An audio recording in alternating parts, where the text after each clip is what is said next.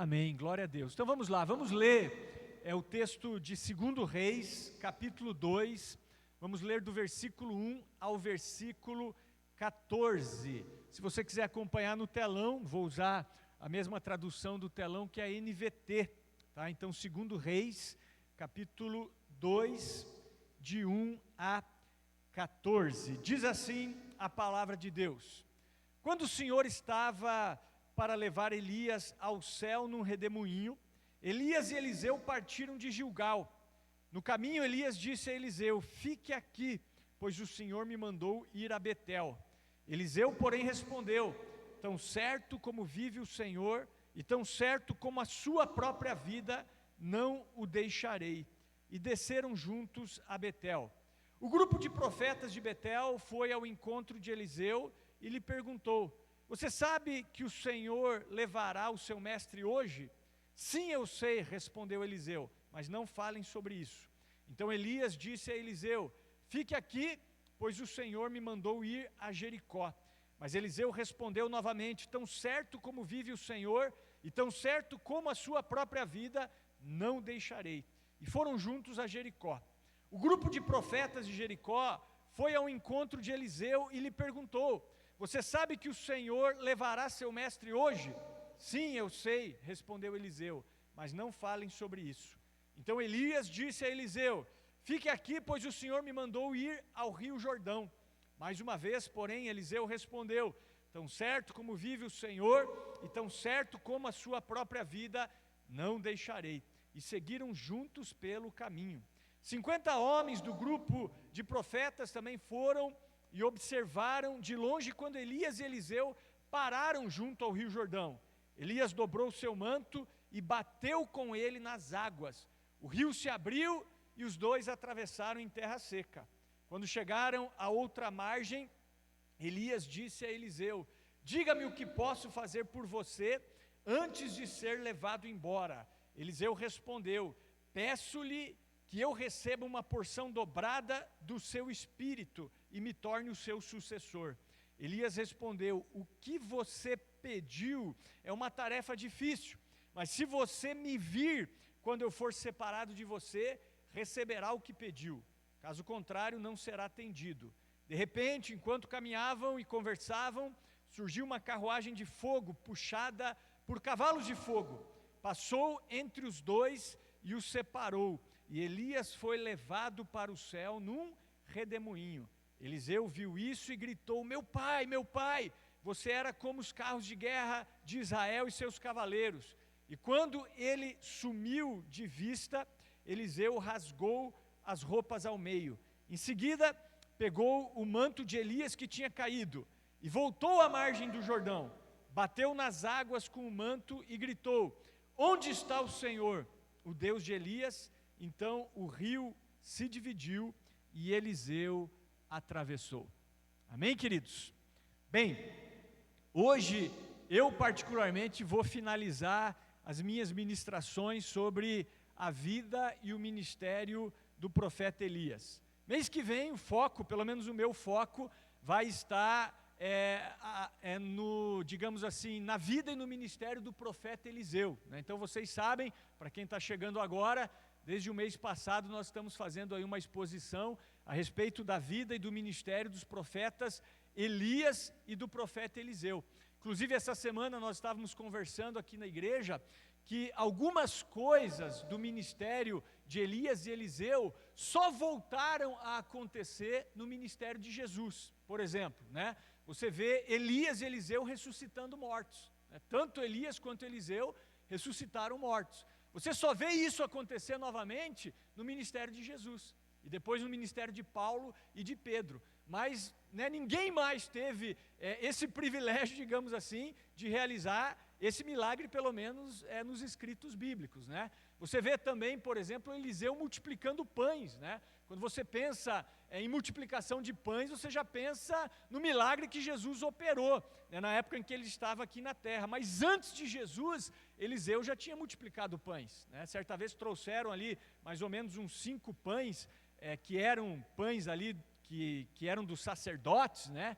Que eram os pães da proposição, e Eliseu mandou servir aqueles pães para 100 homens, né? E eles disseram, mas como é que nós vamos servir isso aqui para 100 homens? Ele diz, coloque para esses 100 homens, porque ainda vai sobrar. E aí houve ali a primeira multiplicação de pães relatada na Bíblia. Depois isso só veio acontecer no ministério de Jesus. Então Elias e Eliseu, eles tiveram assim ministérios extremamente poderosos. E na mensagem dessa manhã, nós veremos algumas pérolas de Deus no texto lido. Esse texto é o texto que relata a transição profética de Elias para Eliseu. Então, a partir de agora, Elias sai de cena e Eliseu assume o seu posto. Então, dessa forma, eu vou falar hoje sobre a transição de poder e de autoridade profética. Esse até poderia ser o título da mensagem dessa manhã, a transição de poder e de autoridade profética. E para introduzir a mensagem, eu quero dizer que esse texto relata os últimos momentos da vida do profeta Elias. E você deve ter observado, ficou bem claro na leitura, que Elias ele não morreu. Elias ele foi arrebatado. Elias ele foi vivo para o céu. Ele foi transformado. E aqui nós já podemos abrir um parênteses, né? Porque é exatamente isso que vai acontecer conosco, caso nós estivermos vivos na volta do Senhor Jesus Cristo, né? Então a Bíblia diz que ao soar da última trombeta, né, quando Cristo voltar, os mortos em Cristo ressuscitarão primeiro. Depois nós, os que estivermos vivos, seremos arrebatados, seremos transformados e estaremos para sempre com o Senhor nos ares, né? Então quero dizer algo para você que não sabe, nós estaremos em corpo no céu, nós não estaremos em espírito. Quem morre hoje no Senhor está em espírito no céu, mas todos nós receberemos um corpo glorificado como o corpo de Jesus. Jesus não foi ressuscitado só no espírito, ele foi ressuscitado no corpo. Então Jesus tem um corpo glorificado, é um corpo físico, mas ao mesmo tempo um corpo espiritual, não é verdade? Era um corpo que podia ser tocado, e nós vemos isso depois da ressurreição, mas era um corpo que atravessava paredes, né? Então os discípulos estavam cerrados em um momento ali após a ressurreição de Jesus, com medo dos judeus, e Jesus entra naquele lugar, né, sem abrir a porta, ele entra pela parede. É um corpo que comia, né, Jesus comeu com os discípulos depois de ressurreto, mas é um corpo que não sente fome. Então por isso que os mortos em Cristo ressuscitarão primeiro. Onde estão os mortos em Cristo hoje? Já estão, né, na presença de Deus, mas eles ainda não estão em corpo. Por isso que o corpo ressuscita, para que eles tenham um corpo glorificado, semelhante ao corpo de Jesus. Então Elias, ele teve essa experiência, né? Ele foi uma das pessoas arrebatadas. Antes dele, nós vemos o relato de Enoque, né? E andou Enoque com Deus e já não era, porque Deus para si o tomou. Então algumas pessoas, já no Antigo Testamento, tiveram esse privilégio, digamos assim, de serem tão íntimas de Deus, que não experimentaram a morte, foram tomadas vivas pelo Senhor. E entendido isso, quando Elias fugiu de Jezabel, que foi a nossa última mensagem, Deus ordenou, logo depois dessa fuga, que ele ungisse Eliseu como profeta em seu lugar. Isso está em 1 Reis, capítulo 19, versículo 16. Então Elias vai até onde Eliseu estava e lança a capa sobre ele, e Eliseu então deixa tudo para trás e passa a ser um seguidor de Elias, passa a ser um serviçal de Elias, né? Então Eliseu, ele era um agricultor, ele estava arando a terra com um arado puxado por uma junta de bois. Elias chega até ele, lança a capa sobre ele, um sinal de que agora eu quero que você seja o meu discípulo. Eliseu deixa tudo para trás, ele mata os bois, ele pega a madeira ali, fazia parte do instrumento do arado, faz uma fogueira, assa aqueles bois e divide com as pessoas que estavam ali próximas, e ele vai dar um beijo nos pais e deixa literalmente tudo para trás. Quando ele queima os bois ali, quer dizer, o arado, e assa os bois, ele está dizendo, não tem como mais voltar atrás, a partir de agora, a minha vida vai ser uma vida profética. E ele passa, a partir desse momento, a ser o servo de Elias, aquele que trazia água para Elias, aquele que carregava a mochilinha de Elias, né? Aquele que, sei lá, preparava a mala de Elias para a viagem. Era exatamente isso. Eliseu se torna um serviçal de Elias. A partir desse momento, eles passam a andar diariamente juntos. E a Bíblia não diz, mas do capítulo 19 de 1 Reis até o capítulo 2 aqui de 2 Reis, podem ter se passado, eu acredito, de 1 até mesmo a 3 anos, nós não sabemos, mais ou menos isso, eu calculo mais ou menos isso, no mínimo 1 ano e mais ou menos uns 3 anos, onde esses dois homens andaram juntos. O que eles faziam, a Bíblia não diz, mas o que nós sabemos é que Elias estava discipulando Eliseu. Eles passaram um bom tempo juntos até que Elias foi arrebatado aos céus. Agora, o que eles devem ter feito? A resposta é simples. Elias, ele se tornou o mentor de Eliseu. Ele foi um guia, ele foi um conselheiro, ele foi um mestre, ele foi um discipulador de Eliseu. Ele foi um pai espiritual para Eliseu. Era isso que Elias foi nesse tempo para Eliseu. Então, o que Elias estava fazendo era exercendo a paternidade espiritual sobre Eliseu. E isso se comprova no versículo 9. Olha só, vamos reler aqui o versículo 9. Quando chegaram a outra margem, Elias disse a Eliseu: diga-me o que posso fazer por você antes de ser levado embora. Olha só, Eliseu respondeu: peço-lhe que eu receba uma porção dobrada do seu espírito e me torne o seu sucessor. Então vejam que Eliseu, ele pediu a porção dobrada do espírito de Elias, a porção dobrada da unção que estava sobre Elias. A maioria das pessoas acreditam que o que ele queria aqui era realizar o dobro de milagres de Elias. A Eliseu está pedindo para realizar 2 vezes mais milagres do que Elias.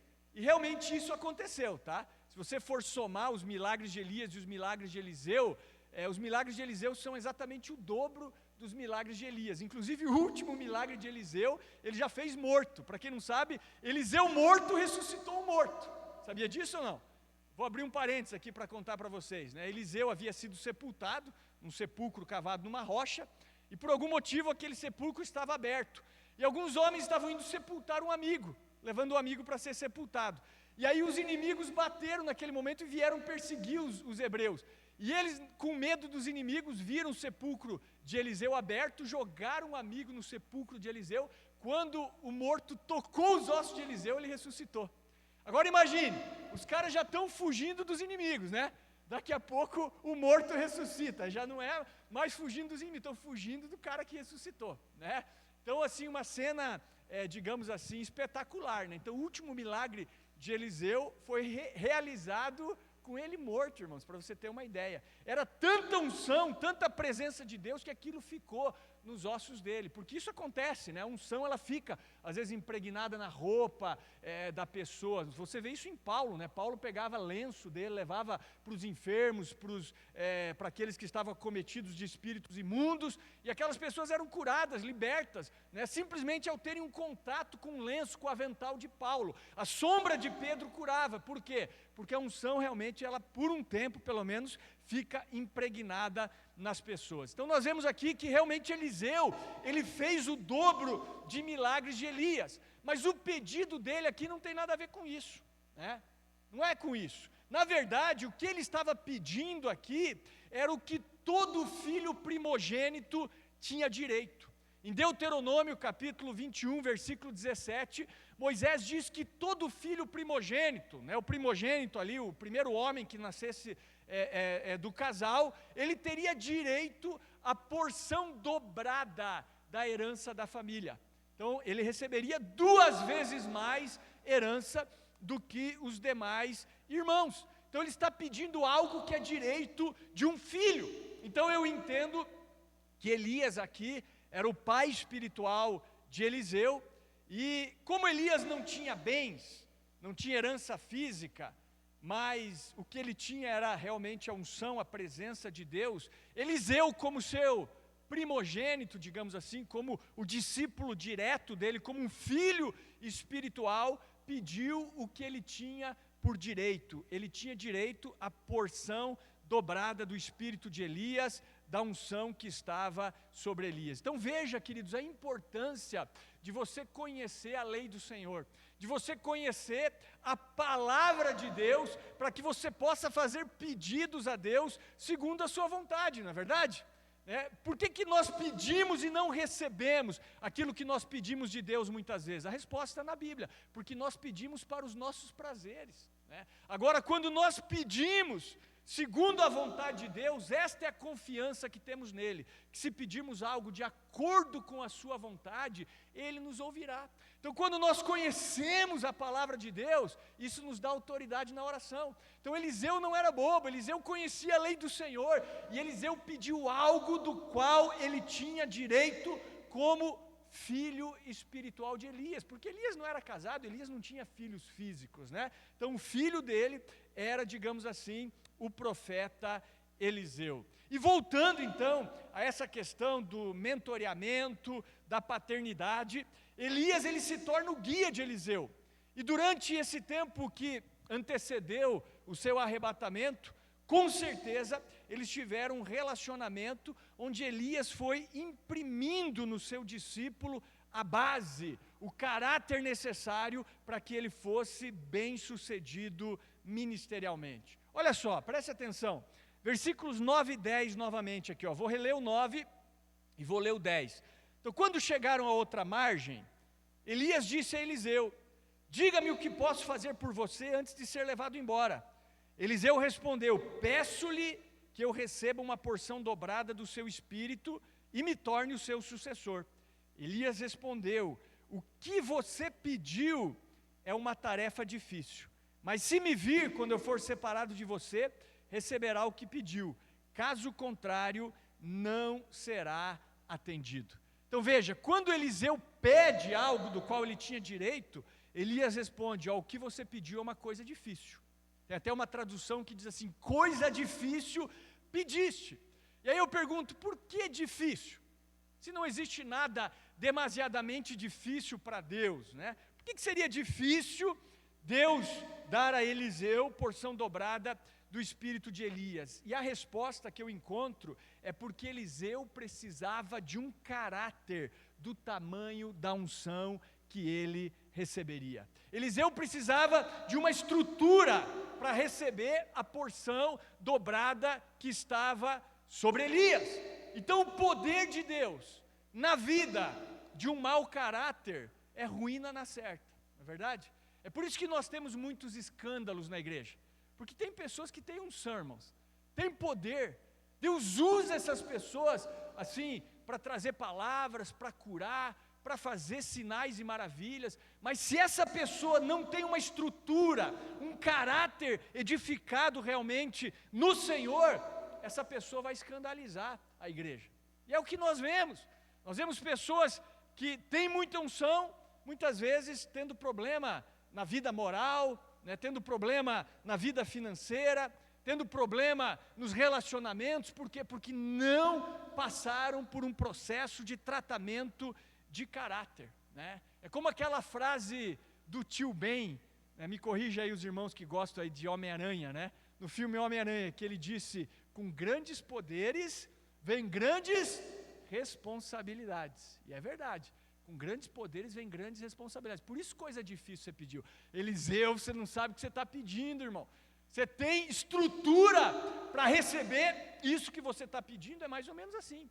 Então tem uma frase que diz que o Senhor conhece pelo nome os que são seus, mas nós os reconhecemos pelo seu caráter. Então um homem de Deus não deve ser reconhecido pelo poder, não. O poder pode nos acompanhar, mas deve ser reconhecido pelo caráter. Então ande perto de pessoas, e aí você vai saber se essas pessoas têm um bom caráter, ou se elas não têm um bom caráter. Isso é paternidade, Paternidade é você andar próximo dos discípulos a ponto dessa pessoa poder ver de fato quem você é. E foi isso que Elias fez com Eliseu. Andou com ele como um pai, tendo Eliseu como filho, andou próximo, foi imprimindo no seu discípulo o caráter do Senhor.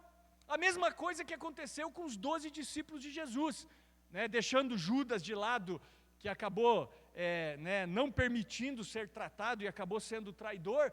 mas com os outros 11, Jesus andou 3 anos e meio, diariamente. Cara, deve ter sido algo maravilhoso, né? Os caras acordarem todos os dias com Jesus, acompanharem o dia a dia de Jesus, verem Jesus lidando com as tensões, né, com as pessoas, ministrando, enfim, né, foi um tempo de muita intimidade, onde aqueles homens foram recebendo a estrutura para que pudessem ser quem eles foram. E quando desceu o Espírito Santo sobre eles, ali no dia de Pentecostes, aqueles caras revolucionaram o mundo. Eles alcançaram o mundo inteiro conhecido da época. Coisas que hoje nós não conseguimos fazer com tecnologia, aqueles caras fizeram a lombo de jumento, a pé, né, em navio, em barco. Aqueles caras foram espetaculares. Por quê? Porque tinham uma estrutura, o caráter preparado para receber a unção de Deus. Amém? Então é isso que Deus quer fazer conosco. Ele quer trabalhar o nosso coração e o nosso caráter para que nós possamos ter a base e a estrutura para receber do poder de Deus. Posso ouvir um amém? Estão conseguindo me acompanhar aqui ou não? Então vamos lá, um outro detalhe interessante que eu pude extrair dessa passagem é o caminho percorrido pelos dois. Então nós vemos que eles saíram de Gilgal, aí eles passaram por Betel, depois eles foram até Jericó, e de Jericó eles foram ao Rio Jordão. Então esse caminho, esse processo é muito interessante, nós podemos aprender algumas coisas nesse caminho. Primeira coisa, eles saíram de Gilgal. Gilgal, esse nome significa literalmente círculo de pedras ou rodas, mas espiritualmente Gilgal tem alguns significados. E o principal significado de Gilgal é a circuncisão. Por quê? Antes do povo de Israel entrar na terra prometida, passar o Rio Jordão e conquistar a primeira cidade da terra prometida, eles foram circuncidados em Gilgal. Josué deu o nome a essa região de Gilgal, foi o lugar onde Josué circuncidou os filhos de Israel antes de entrarem na terra prometida. O que era circuncisão? Para quem não sabe, aqui vamos explicar. Circuncisão era um sinal da aliança do povo hebreu com Deus. Assim como hoje nós temos o batismo, você aceita Cristo, o próximo passo é o seu batismo, que sela a sua aliança com Cristo. No Antigo Testamento, os homens eles eram circuncidados. Então todo menino com 8 dias de idade deveria ser circuncidado, menino hebreu, né? Então o que era isso? Eles pegavam uma faca de pedra e cortavam a pele do prepúcio do pênis do menino. Era uma cirurgia de fimose, basicamente isso, tá? Derramava sangue, né? E era um sinal então da aliança do povo do Senhor com o Senhor. Mas quando eles saíram do Egito, nem todos os homens haviam sido circuncidados. E no deserto ali se levantou uma nova geração, onde os homens também não haviam sido circuncidados. Então eles precisaram circuncidar esses homens já adultos antes de entrarem na terra prometida. Então a circuncisão tem um símbolo de despojamento da carne, onde você tira uma parte da carne do homem e o despoja, joga fora. Então, trazendo para nós, Gilgal significa o despojamento da carne, significa a santificação. Por isso que Josué falou: santificai-vos, porque amanhã o Senhor fará maravilhas no meio de vós. Então, se você quer a unção sobre a sua vida, você precisa se despojar da carne. Posso ouvir um amém? Amém? Opa, esse amém foi fraco aí, vou repetir. Se você quer a unção de Deus, você precisa se despojar da carne, amém? Glória a Deus. Então aqueles que andam com o Senhor e que querem agradar a Deus, não podem viver na carne. Não tem como você agradar a Deus tendo uma vida de carne. Então, para agradar a Deus, nós precisamos nos despojar da carne. Então, Gilgal representa esse despojamento da carne, né? Ou seja, quando nós aceitamos Jesus, é como se nós nos despojássemos da carne, né? Então, nós vivíamos uma vida de pecado, éramos escravos do pecado e da carne, e agora nós saímos desse contexto. Então, Gilgal aponta para o despojamento da carne. Inclusive ontem, né, nós estávamos falando aqui com os homens Inclusive foi um tempo muito bom, irmãos. Estávamos só em 11 homens. Cadê o resto dos homens aqui da igreja, né? Estamos trabalhando um tema muito bom e nós falamos sobre isso, né? Baseado ali no capítulo de um livro que estamos estudando. Hoje existe uma crença, e eu percebo isso ao conversar com vários homens, que a crença assim, eu não posso viver sem sexo. Eu não posso viver sem sexo, como se o sexo fosse uma coisa que eu não consigo ficar sem, né? É mais ou menos assim como o corpo precisa da comida, o meu corpo também precisa de sexo. Essa é uma crença que não é bíblica, irmãos. Quando Paulo está falando aos coríntios a respeito de imoralidade sexual, os coríntios tinham esse entendimento, porque era uma igreja imoral, né, que eles não podiam viver sem sexo. E Paulo está falando ali, refutando essa crença, e Paulo diz realmente que o alimento é feito para o corpo precisa do alimento, mas o nosso corpo não foi feito para a imoralidade sexual, não foi feito para a fornicação, não foi feito para a prostituição, não foi feito para o adultério, não foi feito para essas coisas, né? Então eu quero refutar essa crença, porque tem muito jovem, às vezes, que diz assim, não, é impossível eu me guardar sexualmente até o meu casamento. Mentira, é possível sim, né? Tem muito homem adulto também, que pensa, não tem como viver sem sexo. Então se eu estou com um problema aqui agora no meu casamento, tem que buscar, né, satisfazer essa necessidade em outro lugar, né? Ou com outra mulher, ou com pornografia, com masturbação. Errado, irmãos, né? Errado. Né? O nosso corpo não foi feito para isso. Nós precisamos nos despojar da carne, né? Por exemplo, eu vou ficar em abstinência sexual um bom tempo, irmãos. Vou falar para vocês. Minha esposa fez uma cirurgia grande aí, né, maior que a cesárea, pode ter certeza, em uns 40 dias aí eu estou bem de boa, né? Aí o que eu vou fazer? Vou fazer nada, irmãos, né? Nesse tempo eu vou orar, entendeu? Qual é o problema? Está de boa. É lógico que no casamento, né, a gente tem que um suprir o outro, mas são situações excepcionais, não é verdade? Eu falei para minha esposa que ia amá-la na saúde e na doença, na alegria e na tristeza, até que a morte nos separe. Digamos que ela ficasse inválida até o fim da vida dela. Conheço pastores que têm a esposa assim, cadeira de rodas, hoje inválida. O que o cara vai fazer? Vai segurar o rojão até o fim da vida, é isso que vai fazer, irmãos. Entendeu? É assim que funciona. Então nós precisamos nos despojar da nossa carne. É isso que Gilgal fala, despojamento da carne. Se sexo fosse algo como a comida, Elias foi solteiro a vida inteira, Eliseu foi solteiro a vida inteira, Paulo foi um celibatário, né? Então, o que seria desses homens? Não, o corpo precisa de comida, mas nós não fomos criados para a imoralidade sexual. Posso ouvir um amém? Glória a Deus. Então, em primeiro lugar, eles saem de Gilgal, que é o despojamento da carne. E eles chegam aonde agora?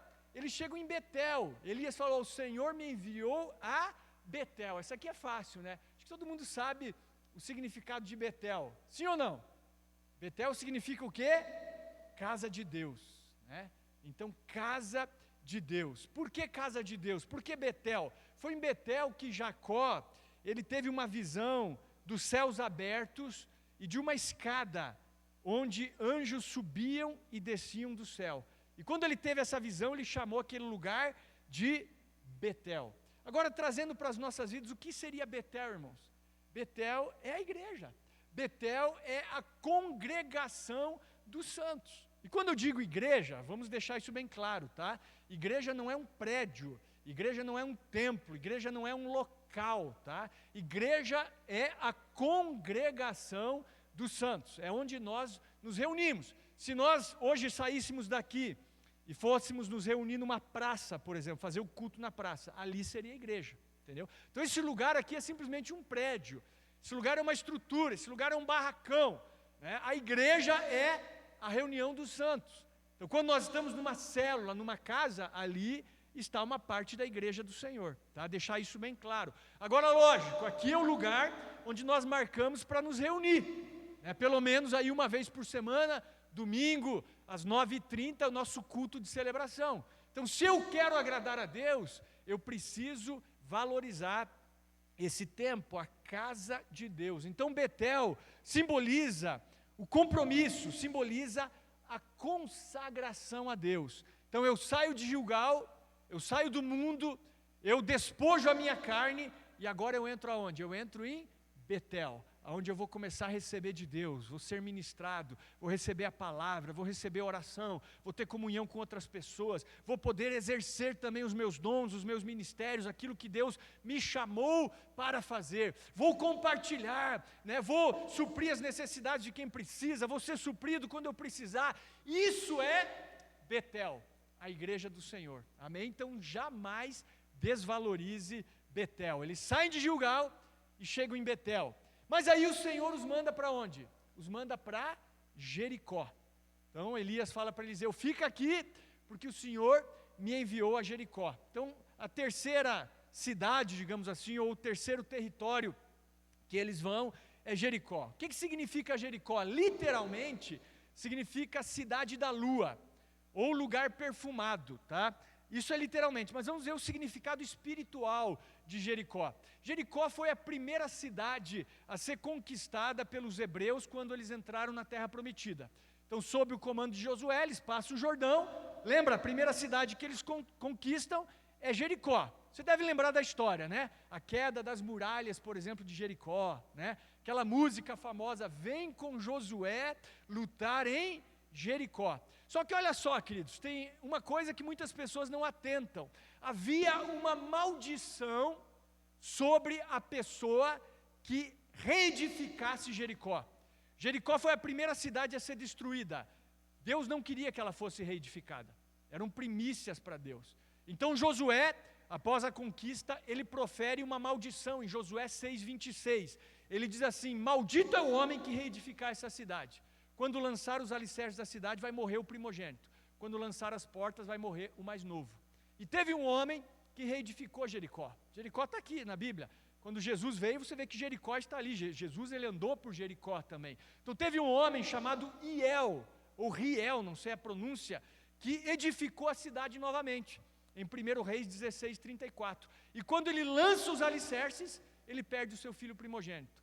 Quando ele termina a cidade e edifica ali as portas, ele perde o seu filho mais novo. Como foi a morte desses rapazes, a gente não sabe, mas se cumpriu a maldição proferida por Josué. Então Jericó é um lugar de alguma maneira, ou era, né, pelo menos um lugar amaldiçoado.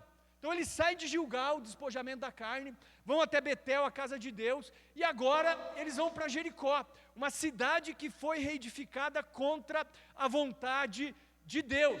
Eu não sei se você já ouviu a expressão ideia de Jerico. Já ouviu essa expressão, não? Sabia que isso vem de Jericó? Nem eu sabia. Fui estudar e falou que essa expressão ideia de Jerico quer dizer, pô, que ideia de Jericó, é mais ou menos isso. Pô, que ideia foi essa de reedificar Jericó? Uma cidade que Deus amaldiçoou. Então, quando você tem algumas crenças, né, algumas ideias que são negativas, a gente fala, pô, que ideia de Jerico, isso vem de Jericó. Então é mais ou menos assim, para você entender onde eu quero chegar. Quando nos convertemos, nós saímos do mundo, nos despojamos da carne. Nós vamos a Betel, a casa de Deus, agora estou na presença de Deus, faço parte da igreja. Mas ainda existe dentro de nós uma natureza que é contra a vontade de Deus. Ainda existe dentro de nós ideias de Jerico, crenças que não vêm de Deus, das quais nós precisamos ser purificados. Vocês estão entendendo? Existe ou não existe? Então, lugares, crenças na nossa mente que nós precisamos ser curados delas. E onde nós somos curados, irmãos? Essa é a pergunta. Onde nós somos curados das ideias de Jerico? Sabe aonde? Nós somos curados exatamente no Rio Jordão. Vejam que o quarto local aonde eles vão é o Rio Jordão. Rio Jordão significa descida. Jordão significa descida, descer, aquele que desce, lugar onde se desce. O Jordão é o único rio que corre abaixo do nível do mar. Ele desemboca primeiro no Mar da Galileia, depois ele continua, né, o Mar da Galileia, ali ele continua digamos, dando água para o Rio Jordão, e o Rio Jordão finalmente desemboca no Mar Morto. E o Mar Morto, ele não desemboca em nenhum lugar, né, ele só vai recebendo. E aí ele recebe, você sabe que a água do Mar Morto é extremamente salgada, né? E essa água vai para onde? Não vai para lugar nenhum, ela evapora. É uma água muito salgada, vai evaporando, mas o Rio Jordão ele corre abaixo do nível do mar. Tem gente que pensa que o Rio Jordão é o Rio Amazonas, né? O Rio Solimões, é o Rio Paraná. Não, é o rio estreito, é um rio meio que lamacento, né? Não é um grande rio, né? Não é um riozão maravilhoso assim, né? Então o Rio Jordão realmente representa descida, descer, aquele que desce, fala de humildade, fala de humilhação, fala de quebrantamento. Então onde nós somos purificados, irmãos? No Rio Jordão. Quando nós descemos, quando nós nos humilhamos, quando nós abrimos mão do nosso ego, do nosso orgulho, do nosso narcisismo. O Rio Jordão é a passagem para a liberdade, irmãos. Quer ser livre? Você precisa descer o Rio Jordão. Não tem como. Pode ver, quando eles atravessam o Rio Jordão, ali sob a liderança de Josué, eles estão agora prontos para entrar na terra prometida. Quando Jesus desce o Rio Jordão e se submete a ser batizado ali por João Batista, ele está pronto, recebe a unção, o Espírito Santo, pronto para iniciar o seu ministério. Não se atreva a fazer qualquer coisa para Deus sem antes descer no Rio Jordão. O face a face vai ser isso para vocês, irmãos, um confronto, né? Nós queremos que vocês desçam a esse lugar, ao Rio Jordão, né? Então nós precisamos atravessar o Jordão. Seja aquele que desce, seja aquele que se humilha, para que o Senhor no tempo certo te exalte, irmãos. É assim que funciona. Humilhai-vos debaixo da poderosa mão de Deus, para que no seu devido tempo Ele vos exalte. Aquele que se exaltar será humilhado, aquele que se humilhar será exaltado. Tende em vós o mesmo sentimento que houve em Cristo Jesus, que sendo na forma de Deus, não teve por usurpação ser igual a Deus, mas a si mesmo se humilhou, tomando a forma de servo e fazendo-se semelhante aos homens, e achado na forma de homem, humilhou-se até a morte e morte de cruz, pelo que Deus o exaltou soberanamente, e lhe deu um nome que está acima de todo nome, para que ao nome de Jesus se dobre todo o joelho no céu, na terra e debaixo da terra, e toda língua confesse que Jesus Cristo é o Senhor, para a glória de Deus Pai. Amém? Então esse é o lugar que nós devemos estar, no Rio Jordão, descendo, seja aquele que desce, seja aquele que se humilha. Essa é a palavra de Deus. Então nós vemos nesse processo, Gilgal, o despojamento da carne, Betel, a casa de Deus, Jericó, onde haviam coisas ainda que precisavam ser trabalhadas, espiritualmente falando, e finalmente o Rio Jordão, o lugar de cura, o lugar de libertação, o lugar de humilhação, onde Deus mostra quem nós somos. Isso quebra o nosso coração, mas quebra o nosso coração na intenção de sermos curados. E finalmente, para a gente finalizar a mensagem, versículo 10, diz assim, novamente o 10, Elias respondeu: o que você me pediu é uma tarefa difícil, mas se me vir quando eu for separado de você, receberá o que pediu, caso contrário, não será atendido. Então o que nós vemos aqui é o foco, né? Eliseu, ele tinha foco, e Elias falou: você precisa estar atento, você não pode se distrair. Se você me vê quando eu for arrebatado, isso vai ser feito. Se você não me vê, não vai acontecer. Ou seja, ele precisava estar atento, ele precisava estar focado. Então aqui nós temos um princípio importante também, que é o princípio do foco, da atenção, da disciplina. E Eliseu teve isso. Ele foi um discípulo aplicado, irmãos. Essa é que é a verdade. Então ele ficou focado em Elias. Você vê o foco dele em outras passagens aqui do texto também, tipo versículo 3, versículo 5, né? Então, por exemplo, quando eles saíram de Gilgal, onde tinha ali uma escola de profetas, e foram até Betel, onde tinha também discípulos de Elias, eu acredito que esse caminho também tinha a ver com a despedida de Elias, né? Ele devia ter muitos discípulos, ali em Gilgal, depois em Betel, em Jericó. Pode ver que tinham grupos de profetas que iam falar com Eliseu, e esses grupos de profetas diziam o que para Eliseu? Eliseu, você sabe que hoje o Senhor vai levar o teu Senhor de sobre você, de sobre a tua cabeça? O que Eliseu falava? Eu sei, eu estou sabendo, mas calem a boca, não quero saber dessa conversa, eu não quero me distrair, é basicamente isso, não venho com essa conversa. E ele foi. E sempre que Elias falava, fica aqui porque o Senhor me enviou para outra região. O que Eliseu falava? Não, tão certo como vive o Senhor e vive a tua alma, não te deixarei. Então veja o foco, a dedicação, a disciplina de Eliseu. Ele queria algo e ele falou, eu vou até o fim, eu quero porção dobrada do espírito de Elias sobre mim. E é assim que funciona, irmãos. Os discípulos mais aplicados, os discípulos mais dedicados, os discípulos mais disciplinados são os que têm os melhores resultados. Já falei para você, quer resultado, acorde antes, durma depois, faça mais do que te pedirem, né? Confie 100% em Deus e você vai ser uma pessoa que vai ter sucesso. É dedicação. Eu quero, sei lá, um dia ser alguém no ministério. Você precisa se dedicar, irmão. Você precisa ser dedicado. Você precisa ser presente.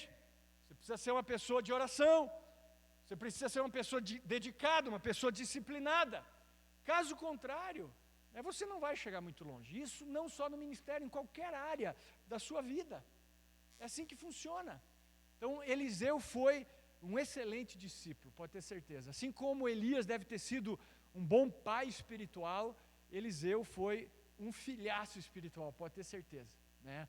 Um cara que fez todas as coisas necessárias para que se tornasse quem ele se tornou.